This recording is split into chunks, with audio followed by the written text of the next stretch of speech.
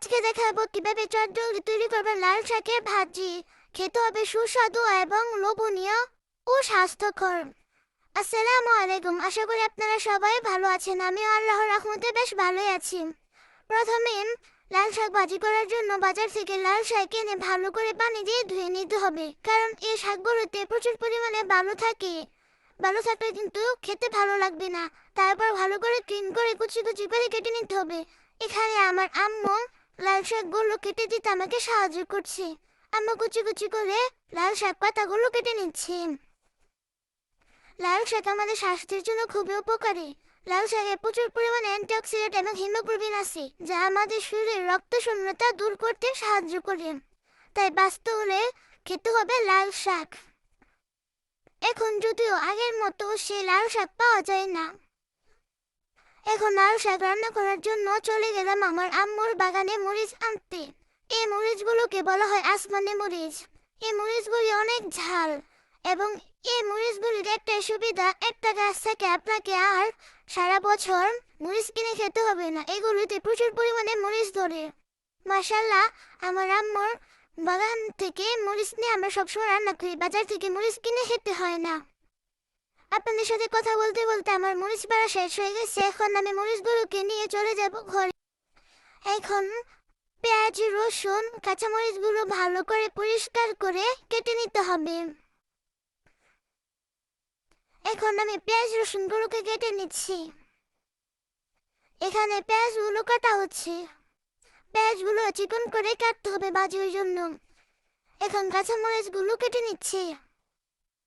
এই কাঁচামরিচগুলো কিন্তু অনেক ঝাল। আপনারা আপনাদের এদিকে মরিচটাকে কি বলেন অবশ্যই কমেন্ট করে জানাবেন। আমাদের এদিকে তো মরিচটাকে আসমানি মরিচ বলা হয়। আর আমি মরিচ কাটতে কাটতে আপনারা আমার চ্যানেলটাকে সাবস্ক্রাইব করে দেন, ভিডিওটি লাইক করে দেন। আর পরবর্তীতে কি ভিডিও দেখতে চান কমেন্ট করে জানাবেন। দেখেন, আপনাদের সাথে কথা বলতে বলতে আমার লাল শাক এবং পেঁয়াজ মরিচ কাটা হয়ে গেছে। এখন চলে যাবো রান্না করতে। এখন প্রথমে কড়াইয়ে দিয়ে দিব তেল।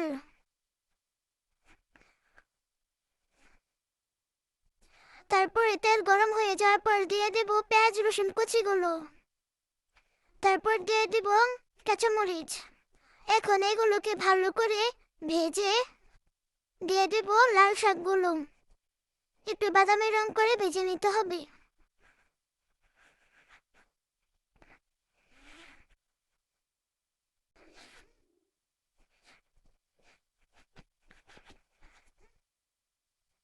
এই যে এখন দেখতে পাচ্ছেন, দিয়ে দিচ্ছি লাল শাকগুলো, সাথে লবণও দিয়ে দিয়েছি লাল শাকের সাথে।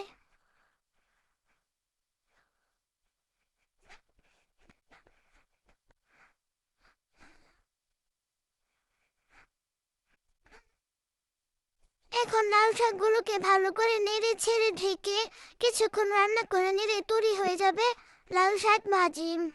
এটা রান্না করতে বিশ্বাস করেন 10 মিনিটের বেশি সময় লাগে না। একটু ঢেকে পানি বের হয়ে গেলে তারপর ভালো করে নেড়ে ছেড়ে তৈরি হয়ে যায়। এই যে দেখুন, আমার রান্না করা হয়ে গেছে। দেখুন, দেখতে কতটা লোভনীয় লাগছে এবং খেতে অসম্ভব স্বাদ হয়েছে। আমার ভিডিওটি ভালো লাগলে ভিডিওটি লাইক করে দিবেন। খুব শীঘ্র নতুন ভিডিও নিয়ে আসছি। আসসালামু আলাইকুম, আল্লাহ হাফেজ।